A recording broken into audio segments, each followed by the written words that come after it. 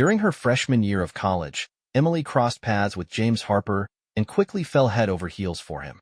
He had an infectious energy, a knack for humor, and an uncanny ability to make her feel valued and cherished. Their time together often included leisurely Sunday strolls and sneaking into vacant campus buildings, where they would talk endlessly. James possessed a unique blend of striking looks and genuine kindness, traits that endeared him to Emily's parents and his own family. His sister Rachel once quipped, "If he ever breaks up with you, we're keeping him." By the time James's final semester rolled around, he had secured a position with a prestigious investment firm on the West Coast, while Emily, having earned her teaching degree, landed a job in Orange County. To celebrate their achievements, James planned a romantic dinner in San Clemente and surprised Emily with a proposal, offering her a stunning heirloom ring that had belonged to his grandmother. Overcome with emotion, Emily accepted, drawing applause from the surrounding diners. Fast forward 9 years, Emily, now 32, was a mother to twins, Ethan and Sophia, and spent her days teaching 7th-grade math. Exhausted from the relentless hours and meager salary, she made the tough decision to leave her teaching job.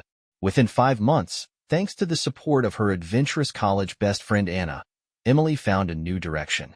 Anna, always one for spontaneity, persuaded Emily to be her date for her boss's wedding in Napa. After a brief discussion with James, who was encouraging, Emily agreed to go. At the wedding, Emily observed Anna dancing energetically with a much younger groomsman and struck up a conversation with Megan, a cousin of the bride. Megan's casual remark about the need for skilled event coordinators sparked an idea for Emily. Within half a year, Emily launched her own event management business, We Plan You Play, leveraging her strong organizational skills. 2 years later, her business flourished, particularly with destination weddings along California's scenic coast. It was during this time that Emily crossed paths with Ryan Cooper, a successful owner of 3 high-end boutique hotels ideal for destination weddings in San Diego, Santa Barbara, and the Monterey Peninsula. Ryan's journey had started when, at just 26, he purchased a neglected mansion in Santa Barbara and worked relentlessly to restore it, managing to open on schedule and within budget. Though growth was initially slow, the hotel achieved profitability in its 4th year, enabling Ryan to expand into San Diego and Monterey over the next 5 years.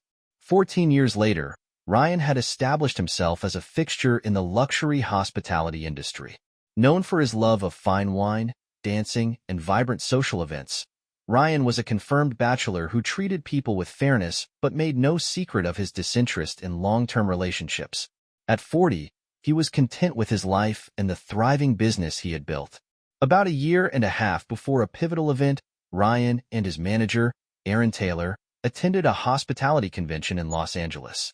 There, they visited the We Plan You Play exhibit, where Ryan was captivated by Emily's confident presentation and her striking blue eyes. Their conversation lasted 45 minutes, with Ryan probing into both her professional background and personal interests. Emily, wearing her wedding ring, responded enthusiastically, impressed by his mix of professionalism and charm. Aaron couldn't help but notice Ryan's genuine intrigue. At the end of their exchange, Ryan invited Emily to dinner, but she politely declined, citing her commitment to her family. Instead, they arranged for Emily to visit his Santa Barbara hotel the following week for a lunch and tour. Emily's visit turned out to be a memorable one. Arriving early, she took the opportunity to explore the nearby Old Mission before heading to the hotel. The valet greeted her warmly, and she immediately felt welcomed. As she approached the lobby, she spotted Ryan, dressed impeccably in khakis and a dark blue shirt that complemented his rugged good looks and intense dark eyes. Emily, who rarely took notice of men other than James, found herself momentarily struck by Ryan's presence. Despite this, she maintained a professional demeanor, choosing a modest yet elegant black sundress and sandals for the occasion. During the tour, Ryan's meticulous attention to detail impressed Emily, and their lunch, complete with a backdrop of California wildflowers and her favorite Pinot Noir, left a lasting impression. While Ryan's charm was undeniable, Emily kept her focus on business, ensuring she limited her wine intake. As the visit concluded, they shared a laugh over the hotel's history and brainstormed potential collaborations. When it was time to part, Ryan shook Emily's hand, holding it just a second longer than necessary, and added a brief kiss on the cheek. Emily felt a surprising spark, but quickly reminded herself of her devotion to James and their children. On the drive home, the sight of a book her daughter had left in the car snapped her back to reality, prompting her to chastise herself for her fleeting thoughts about Ryan. She resolved to focus on her family and career. Meanwhile, back at home, James cooked dinner with their twins, Ethan and Sophia.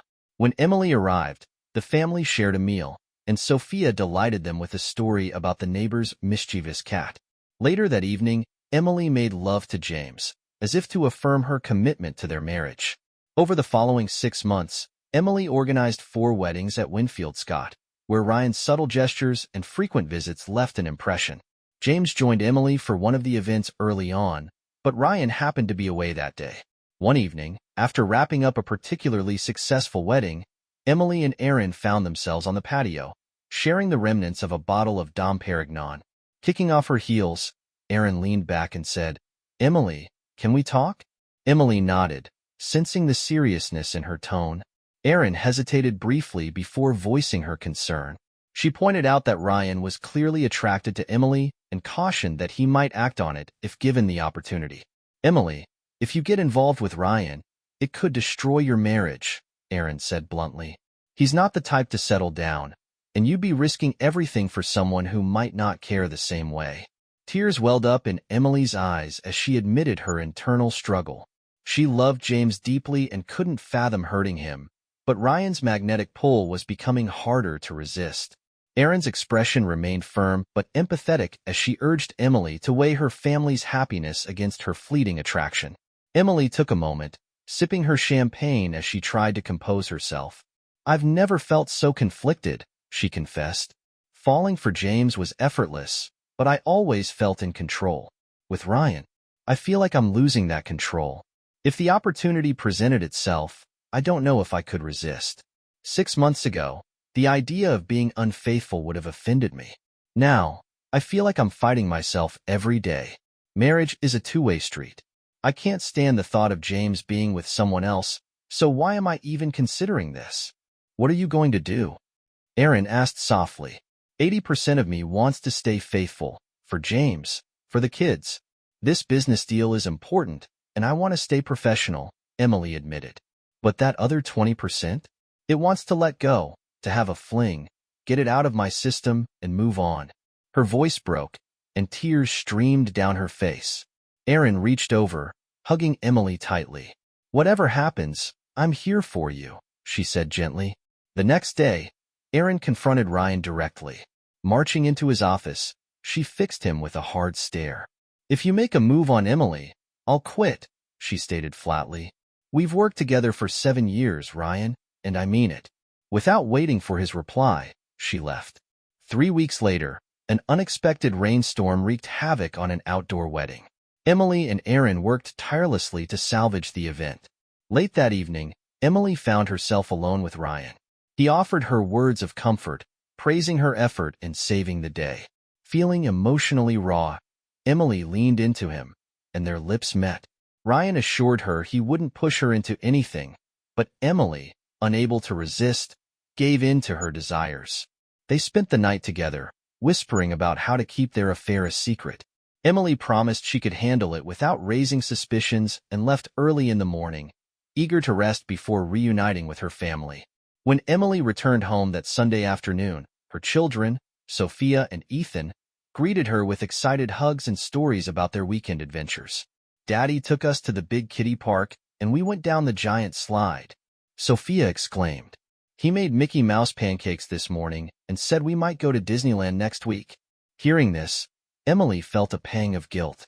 Seeing James, fit and relaxed in a t-shirt and shorts, made it even harder. He pulled her into a warm embrace. "Welcome home, Cinderella. How was the wedding?" "It was rough," she replied, forcing a smile. "I'm just glad to be back.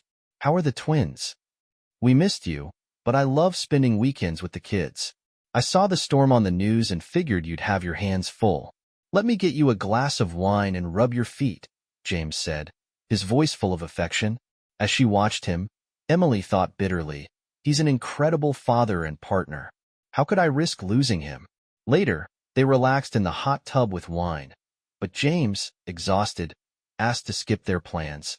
Emily agreed, secretly relieved. On Monday, James suggested a date night for Tuesday, and Emily eagerly agreed. Early Tuesday morning, she found a note. Dress for your Cinderella date. Be ready by 4 p.m. That evening, they dropped the kids off with Anna and drove to the Ritz-Carlton in Dana Point. Emily was stunned. Anna's staying the night, she asked. Yes, James replied. I even packed you a bag. Anna helped while you were bathing the kids. Wait, you let her into my underwear drawer? James grinned. Yes, and she said not to worry. Also, she's taking you lingerie shopping soon. Emily rolled her eyes but smiled. They strolled along the beach, shared an intimate dinner, and spent hours talking on their balcony. James revealed he was up for a partnership, which would mean more money and less travel. I might even join you on some of your wedding weekends, he added. Emily's heart sank for a moment, but she quickly masked her worry. That's amazing, she exclaimed, her voice full of admiration. The next morning, as they enjoyed breakfast in bed, James reassured her of his support for her business. You're brilliant at what you do, he said warmly. How did I get so lucky? Emily thought. I can't mess this up. Despite her resolve to keep her affair with Ryan under wraps, she underestimated the consequences. The following month, James was promoted to partner. Emily, meanwhile, attended a wedding in San Diego and discreetly met with Ryan to discuss securing their secret. Confident she had everything under control, she couldn't foresee how quickly things would unravel.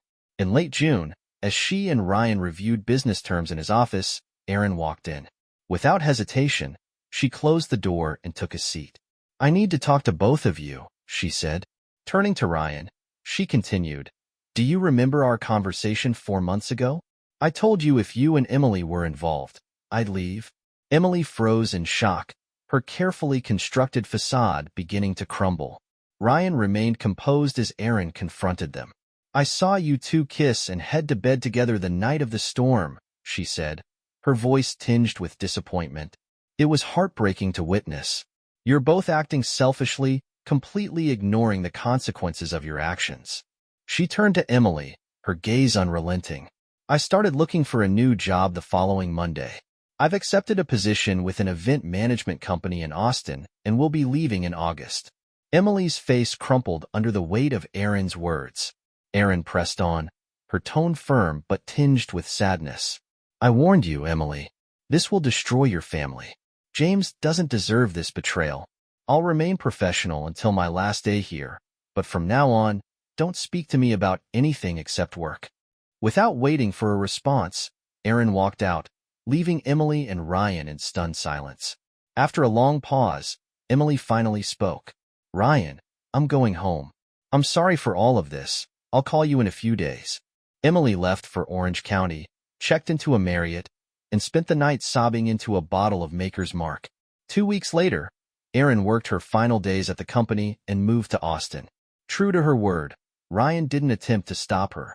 Emily, too ashamed to call, sent Erin a heartfelt text. I'm sorry my choices hurt you. You tried to warn me, and I didn't listen. I needed to acknowledge that. By early September, Emily and Ryan's relationship was strained by guilt and tension, though their mutual attraction lingered. By October, the pull became too strong, and they resumed their affair. One Saturday night, after a late wedding, Emily and Ryan drove to a secluded chalet on the Pacific coast in his BMW. As Emily admired the breathtaking view, she leaned into Ryan. This place is stunning, she murmured, wrapping her arms around him. She had told James she was scouting venues in Monterey and wouldn't return until late Sunday, conveniently omitting that she'd be with her lover. The next day, after a lazy afternoon at the chalet, they strolled along the beach and had lunch before stopping in Big Sur for wine on the drive south. Emily felt content, convinced she had her business, family, and affair under control. In early December, Emily coordinated a wedding at Ryan's Monterey hotel. Unbeknownst to her, James, planning a romantic surprise, booked a room under his name.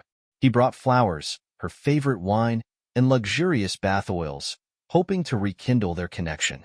Arriving early, he spotted Ryan but decided to stay hidden until after the rehearsal dinner. As James searched for Emily that evening, he overheard her voice. He paused, straining to hear. "Not here," she whispered. "Please wait until we get back to your room." Turning the corner, James froze at the sight of Emily and Ryan together. Emily's eyes widened in horror when she saw James. "James, what are you doing here?" Ryan stepped back, visibly startled, but James's devastation was palpable. Falling to his knees, he choked out, "Why, Emily? Why?" Emily rushed toward him, tears streaming down her face. "James, I can explain." "No," James bellowed, rising to his feet. "Don't say a word. Take her to your room, Ryan. She's yours now." He turned and walked away, ignoring Emily's desperate pleas. "Don't touch me," he shouted, his voice breaking. "You were my everything, and now you're nothing to me." James stormed out, leaving Emily trembling. Shaking with shame and regret, she turned to Ryan. "Leave me alone," she said quietly before retreating to her room. Alone on the bed, Emily replayed the scene in her mind, horrified at the destruction she had caused. Meanwhile, James sat in his room, struggling to process his pain. After an hour, he packed his belongings and left a note on the table for Emily. "Emily, I'm going home to the kids. You've broken my heart and shattered my trust. I need time to think. When you get back, email me first. I'll leave before you arrive. Don't try to contact me otherwise. I loved you with everything I had, and now I hate what you've done to us." When Ryan found the note, he cursed under his breath, feeling helpless. He placed it on Emily's bedside table and stood guard outside her room. Emily woke at 6, bleary-eyed and emotionally spent. Seeing the note, she broke down, sobbing uncontrollably. Ryan entered, kneeling beside her to offer comfort. Though tempted to blame him, Emily knew the affair had been her choice as much as his. Aaron's warnings echoed in her mind, a painful reminder of her own culpability. "I need to go home," Emily said, her voice trembling. "I have to face this." "I know," Ryan replied. "I wish things had turned out differently. You're an incredible woman, and if I could fix this, I would. Just know I'm here for you." "Thank you," Emily said softly, "but we may never speak again." Ryan hugged her briefly before leaving. He instructed the staff to bring Emily's car around and to give her space. On the drive home, Emily texted James, "Can we talk after the kids are asleep? This is all my fault, but I want to find a way to fix it." James's reply was curt. "Cinderella, I've already fed the kids. This will be our last contact until I'm ready to reach out. Please respect that." Tears welled up in Emily's eyes as she read the text. The nickname Cinderella had always been his way of expressing love, and now it felt like a farewell. At the end of the longest week of her life, James called. Emily answered immediately, desperate for hope. "Hi, James. I'm so glad you called." His voice was steady but laced with pain. "I'll be home around 5 tonight. I'll act normal around the kids for a few hours, but I'll sleep in the guest room. We'll talk tomorrow morning." "Okay, James," Emily said quietly. "When can we talk?" "We'll have Mrs. Carter babysit Sunday afternoon," he replied. "We'll go to the park and talk. Until then, let's focus on the kids. We might not have many more days like this." His words hit Emily like a blow to the chest. Fighting back tears, she whispered, "Okay, honey." James's response was cold but measured. "Please don't call me by affectionate names anymore," he said. "We're adults living through a nightmare. Don't claim love or affection for me again." Without waiting for her reply, he hung up, leaving Emily in tears. Despite the tension, they managed to make it through Friday's pizza and movie night, even sharing a few laughs for the kids' sake. Saturday followed a similar pattern, with both parents putting on a brave face. The hardest moment came during a group hug on the beach, when Emily saw the lifelessness in James's eyes. Sunday morning was spent in pajamas over pancakes. When James told the kids that he and Emily would be going out and Mrs. Carter would babysit, the children were disappointed but accepted it. At the park, they found a secluded bench to talk. James sat facing the open space, his instinct to be alert to any potential threats kicking in even now. "I'd like you to speak first," James said evenly. "If I go first, I might lose control of my words. Take as much time as you need." I promise I won't interrupt. Emily nodded, sensing the seriousness of the moment. Of course, she began hesitantly. I don't know where to start, James. I've thought about this every day since last Friday. She paused, choosing her words carefully. You deserve the truth. I've been in a physical relationship with Ryan for almost 8 months. James lowered his head, his shoulders stiffening, but he gestured for her to continue. Before him, I never felt attracted to anyone else. It wasn't because something was missing between us. I didn't seek him out, but I didn't push him away either. His flirting and friendship, I allowed it. I knew early on that I was drawn to him, and when it happened, when we were together, he made sure I wanted it too. No one coerced me. Everything was my choice. Her voice cracked, but she pressed on. James, I love you, but I've hidden a part of my heart from you for months. You might not have noticed, but a piece of me was with Ryan. I lied to you, to myself, convincing myself everything would work out. But deception begins with yourself. I betrayed you, our children, and everything we've built together. I know this will hurt them too, and I feel a deep, unbearable shame. James sat silently for 10 minutes, his head bowed. Emily watched him, fully realizing the enormity of what she had done. Finally, he spoke, his voice quiet but steady. Emily, I don't know if this is the end of us as husband and wife. I appreciate that you didn't insult me by calling it a mistake. Thank you for being honest. But I guess I'll never really know everything. Emily lowered her head further, crushed by his words. She resisted the urge to speak, feeling that nothing she could say would ease the pain she had caused. You've been with Ryan for 8 months, James continued, his voice gaining an edge. I trusted you completely, and now that trust is gone. Cinderella is dead. There's no prince to save us. I've never felt hopeless before, and I hate it. He paused, taking a deep breath. I'm not filing for divorce right now or anytime soon, for the kids' sake. Divorce is worse for them than anything else. But I can't pretend we're okay for the next 11 years until they graduate. I can't look at you and act like nothing's wrong. I feel trapped. Emily's heart shattered further as James added, I'm starting therapy this week. Not for you, not for us, but for me. To cope. To stay the father our kids deserve. Emily saw a flicker of hope, but James quickly crushed it. Don't think I'm doing this for you, he said firmly. This is about my sanity and my ability to love our children. Emily asked hesitantly, what should we do about living arrangements? Should I move to a hotel or an apartment? James shook his head. We'll stay in the house for now. I'll take overnight business trips weekly, and you'll have your work weekends. What you do during that time is up to you. I'm not taking care of you anymore. If you want Ryan, go ahead. I'm not going to, Emily began, but James silenced her with a raised hand. Stop. Don't act like I care what you do. I need to stop caring about you, just like you stopped caring about me 8 months ago. Maybe therapy will help me protect myself better, but until then, you're on your own. They sat together in silence, crying, unable to offer each other any comfort. Aaron's warning had come to fruition, and the consequences were unbearable for Emily. For the next month, they pretended everything was fine for the sake of the kids. They attended Sophia's soccer games and Ethan's karate lessons, maintaining an outward image of normalcy. Even Miss Snyder at the parent-teacher conference didn't notice anything amiss.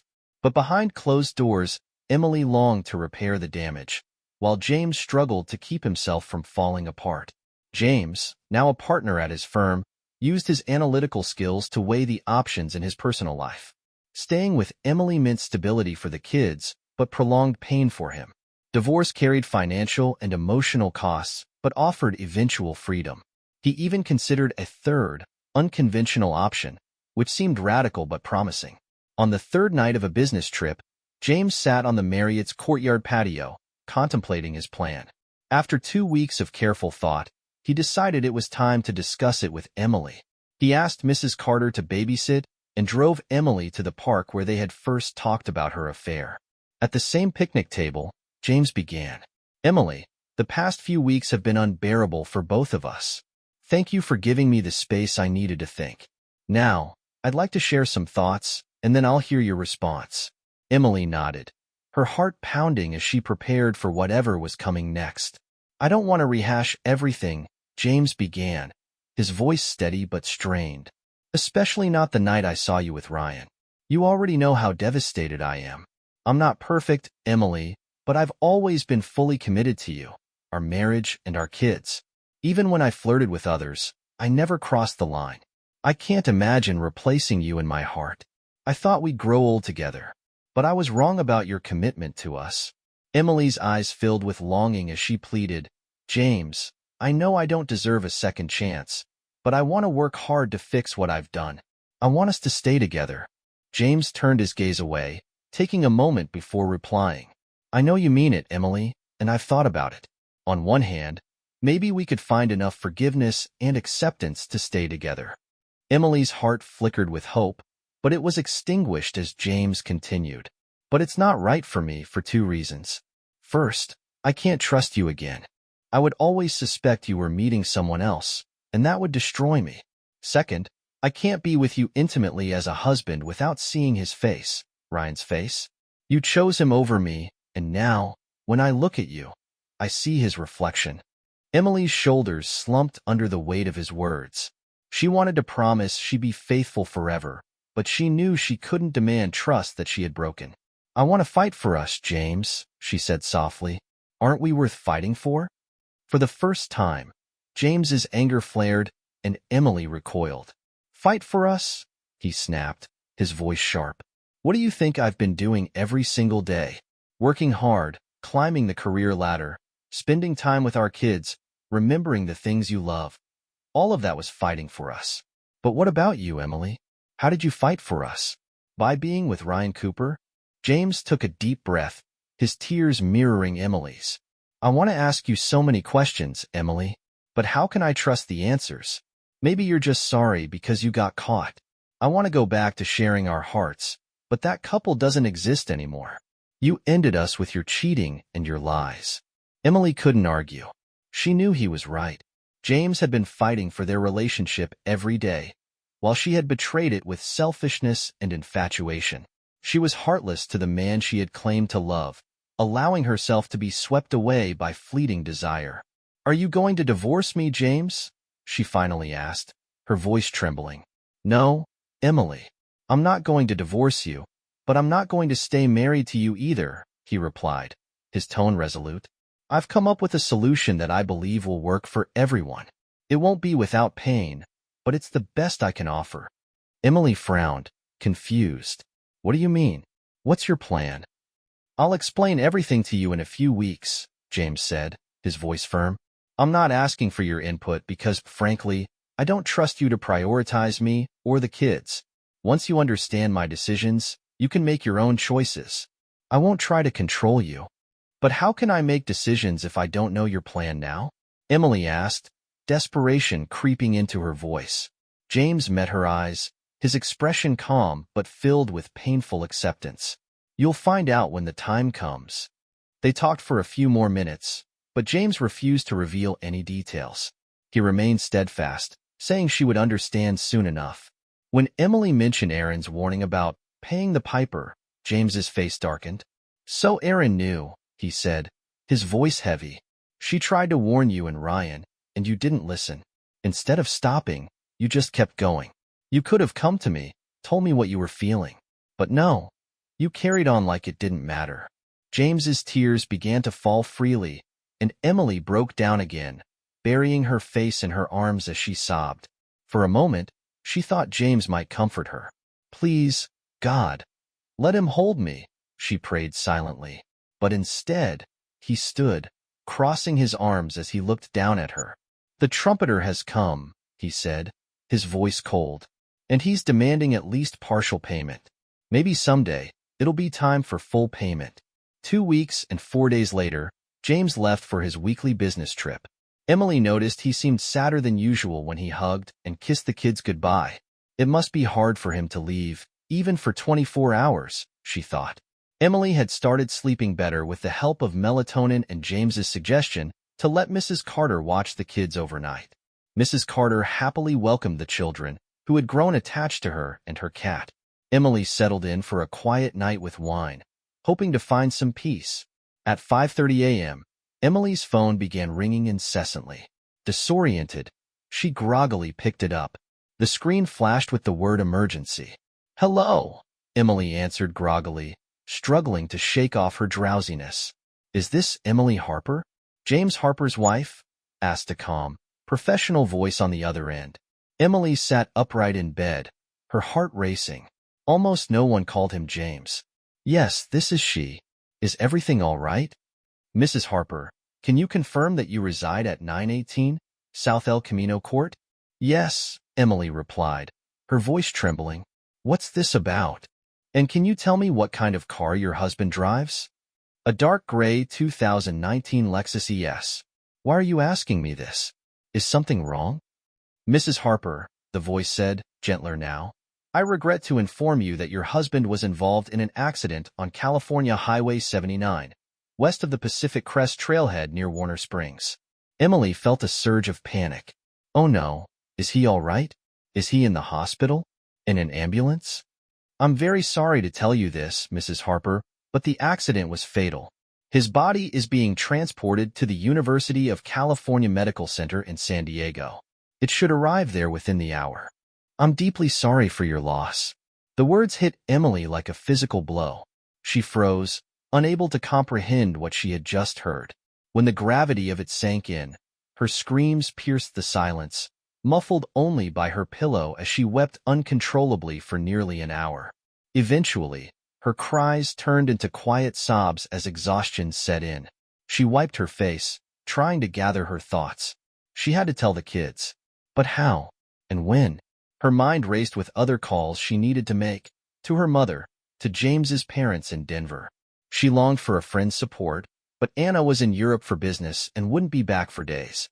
Pulling herself together, Emily splashed water on her face, dressed quickly, tied her hair into a ponytail, and headed for the door just as the doorbell rang. How strange, she thought. So early in the morning. When she opened the door, she saw Mark Adams, the family lawyer and one of James's closest friends. His face was pale and drawn. "Emily, I heard about the accident on the morning news," he said softly. "I'm so sorry." Hearing his words, Emily broke down completely, collapsing into Mark's arms. She sobbed violently, shaking with grief. At that moment, Mrs. Carter, still in her bathrobe, ran across the lawn, her face full of concern. Emily was too distraught to speak, so Mark filled her in. Mrs. Carter cried, then wrapped Emily in a warm embrace, offering quiet comfort. After a few minutes, Emily insisted, "I have to go to the hospital. I need to see him. I need to see my James." Mark and Mrs. Carter exchanged worried glances but agreed. Mrs. Carter promised to watch the kids, telling them briefly that their mom had to leave and would be back later. The full truth could wait. Mark drove Emily to the hospital, taking over as calls and messages flooded her phone. Emily called her mother, who promised to catch the first flight out. She then broke the news to James's parents, Andrew and Grace Harper. They were devastated but assured her they'd be in California by the time the kids returned from school. Emily turned off her phone, staring out at the ocean as tears streamed down her face. The next 5 days were a blur of grief and responsibility. Emily faced the agonizing task of telling the children, thanking James's parents and Mrs. Carter for their help, speaking with authorities, and dealing with insurance companies. She juggled arranging the funeral and managing her wedding clients, who needed updates on their bookings. The endless tasks were numbing but couldn't silence the questions in her mind. What was James doing an hour out of town on such an isolated road so early in the morning? The toxicology report offered no answers. James hadn't consumed alcohol, drugs, or anything impairing. His stomach contents revealed steak, salad, and water, his usual dinner. Nothing seemed out of the ordinary, yet his speeding had led to a fatal crash. Ryan, though tempted to text Emily, refrained. He knew any contact from him would only make her pain worse. Meanwhile, Erin, in the middle of a meeting with a new client, was told the news by her assistant. Her pained expression betrayed her emotions, but she didn't seem entirely surprised. Erin didn't attend the funeral. The funeral, held on Friday morning, was packed with people who admired James. Story after story painted a picture of a man who was loyal, caring, and deeply respected. Emily was overwhelmed by the realization of just how loved he was. The thought haunted her. If she had been more engaged in their marriage, perhaps her affair wouldn't have happened, and James might still be alive. She couldn't shake the need to know how much of her guilt was justified. Late Sunday afternoon, Mark arrived at the house. He greeted Emily's mother and mother-in-law, who quickly took the children upstairs to give them privacy. Emily came down to find Mark seated at the kitchen table, a peculiar expression on his face. "Can I get you something to drink?" she offered, her voice hoarse from days of crying. "No, thank you," Mark replied. "Please sit down." When Emily complied, he leaned forward. "Emily, before I explain, there are two things I need to tell you. First, I'm your friend, but today, I'm here as James's representative. Even though he's gone, I'm still his attorney, and my responsibility is to carry out his wishes." Emily's breath caught, and she covered her mouth with her hand. "The second thing," Mark continued, "is that I had no idea what was going to happen to James. I didn't foresee the accident or its consequences. But James gave me clear instructions, both verbally and in writing, to follow if something happened to him." Emily's confusion deepened. How could anyone predict an accident? What does this have to do with his instructions? Mark, sensing her bewilderment, clarified. "James didn't predict the accident, Emily, but he had plans in place. He wanted me to make sure his wishes were honored. He paid me in full for my services, even though I offered to do it as a friend," Mark began, his voice steady but tinged with regret. "James insisted that everything be done legally and properly. I don't know the contents of this letter, but I do know it's a message from James, meant specifically for you. My instructions were to deliver it and leave immediately before you open or read it." Emily took the letter with trembling hands. "What else did he instruct you to do?" she asked, her voice wavering. Mark hesitated, looking uncomfortable. "I'm sorry, Emily, but that's confidential information between me and my client. James made it clear that I'm not to share the details of our conversations or his wishes. I hope you understand." With that, Mark stood and left, closing the door quietly behind him. Emily sat at the kitchen table, staring at the envelope. Finally, she tore it open, her hands shaking so badly she could barely hold the paper. She began to read. "Emily, you already know I'm gone and the funeral is over. By now, Mark has handed you this letter and left. The kids are with my parents and your mom. They know to keep the house quiet for a few hours, as I imagine you'll need time to process what I'm about to say. This is the third option, Emily. It's the best way I could find to deal with everything. I loved you with all my heart once, but that's gone now. You took it away. What remains is a path I've carefully planned for everyone's sake. First, you need to know why I was driving on Highway 79 that morning. 2 weeks ago, I purchased 3 acres of land at Eagle's Nest, by the lake. It was meant to be a surprise, a retreat for us and the kids, a place to grow closer during summers and long weekends. The drive that morning was to handle some errands there before heading back. I was rushing to make a 9:30 a.m. client meeting, which is why I was speeding. I lost control of the car, and here we are. The land was meant to be a cover story. It's essential you stick to it. If insurance companies suspect anything unusual about my death, they won't pay the claim. Mark will ensure everything is handled legally, but you need to play your part and stay consistent. Second, regarding the finances. In the last few weeks, I updated my will. 90% of my assets, about $3 million, will go into a trust for the kids. This will cover their education, including graduate school if they choose, and the remainder will be split equally when they turn 30. Mark will oversee the trust to ensure it's managed properly. I left you 10%, around $300,000. That's enough to sustain you until you return to work. I wouldn't have left you anything if I could justify it to myself, but I realize you need to care for the kids while you pretend to grieve for me. As for the children, I took the advice of a psychologist who said that losing a parent is less damaging to children than enduring a divorce. After researching extensively, I came to the same conclusion. That's why I couldn't divorce you, Emily. I wouldn't put Ethan and Sophia through that kind of pain. Someday, they might discover the truth about everything, and they might hate me for the decisions I've made. If they do, I hope someone explains to them how unfair life can be. Lastly, about your future. I don't care if you go back to Ryan or find someone new, but please, for the children's sake, don't expose them to your relationships. They'll leave home in 9 or 10 years. Keep your lovers at a distance until then. I have one final request. When you're done reading this letter, burn it completely. Don't leave even a trace of ash. If it's discovered, it could jeopardize the children's financial security. Reread it if you must, but then destroy it. Perhaps one day you'll hear from me again, in some form. James. Emily collapsed onto the floor, wailing and calling out James's name. Her sobs echoed through the empty house as the weight of the letter crushed her spirit. Overwhelmed by grief and guilt, she wondered if she could bear the consequences of her actions. After an hour, she gathered the strength to reread the letter twice more. Then, she walked to the fireplace and burned it, watching as the flames consumed the paper until only ashes remained. The debt James had spoken of had been paid, or so she thought. It has been 12 years since James Harper's death on California Highway 79. But in truth, James's life ended the moment he saw Emily with Ryan. The rest was just a matter of when and how. Emily never remarried. She kept James's final wishes a secret, using the $300,000 to support their family.